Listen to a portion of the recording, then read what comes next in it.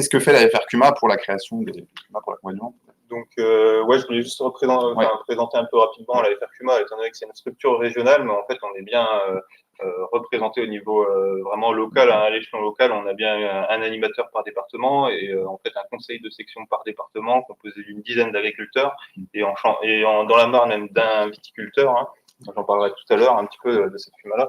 Mais voilà, c'est ce qui est vraiment aimé les différents témoignages, les interventions, parce que on voit qu'en fait, les différentes structures là se complètent bien et on peut vraiment travailler ensemble et d'ailleurs collaborer ensemble. Je pense que ça apporte toujours un plus aux agriculteurs, aux viticulteurs. Tu es aussi vigneron, viticulteur. Oui, je suis aussi agriculteur, surtout agriculteur, adhérent de CUMA et viticulteur.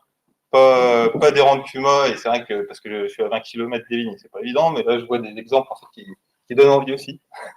Donc c'est très intéressant. Mais juste pour vous dire que voilà, notre FRQMA elle est là pour accompagner les agriculteurs, les viticulteurs, voilà, pour développer leurs projets. Bon, il y a la partie juridique, administrative, mais c'est aussi là pour quand il y a un groupe qui a vraiment une idée comme celle de Cédric, hein, elle est là, je pense qu'elle a été réactive, l'animatrice.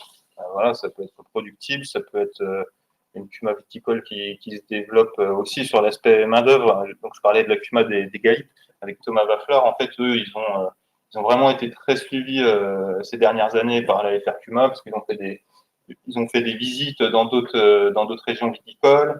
Ils ont fait des formations, que ce soit techniques ou organisationnelles, sur la communication entre eux, sur la communication envers les riverains.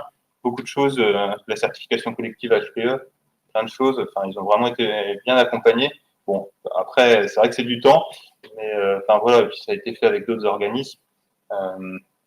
Et je rejoins tout ce qui a été dit là sur l'aspect dans un groupe, comment bien communiquer, c'est hyper important, avoir les objectifs qui soient clairs dès le début, les règles, et voilà, et toujours maintenir de bonnes relations. Voilà, les temps conviviaux, c'est ça qui marche aussi. Ouais. Donc voilà, nous à la FRQMA, hein, comme vous disait, l'animatrice ou nous au niveau des élus, on est là pour accompagner tous ces groupes-là. Voilà, très bien. Oui, il y a beaucoup de sujets, c'est vraiment un sujet d'actualité. Je pense que. Merci à tous, en tout cas. Moi, je pense qu'on a presque tenu le temps. Pas du tout. Non, pas du tout, mais c'était vraiment intéressant, je pense. Et merci à tous ceux qui sont encore présents, parce que quasiment ceux qui étaient présents du début ont suivi jusqu'à la fin, donc c'est que ça correspondait à vos attentes. Prochain rendez-vous, ce sera sur la partie qualité. On va faire intervenir des experts qualité, parce que justement, c'est intéressant aussi d'avoir cette approche-là.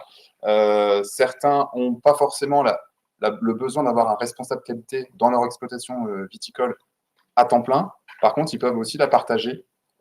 Donc, avoir des fonctions comme ça. Alors, c'est vrai qu'il n'a peut-être pas forcément parlé, mais il a aussi une structure où il a un directeur commercial pour une partie de la commercialisation, où il s'est organisé de manière collective. Donc, c'est pareil, il s'est équipé d'un expert sur la partie commercialisation. Donc, voilà, il y a peut-être des fonctions dans vos exploitations qui peuvent être partagées. Et donc, on va aborder ce sujet-là aussi à la prochaine Afterwork, en partie sur la partie qualité. Voilà, merci à tous. Et puis nous, on va passer sur la partie conviviale pour ceux qui sont présents sur place. Bonne soirée.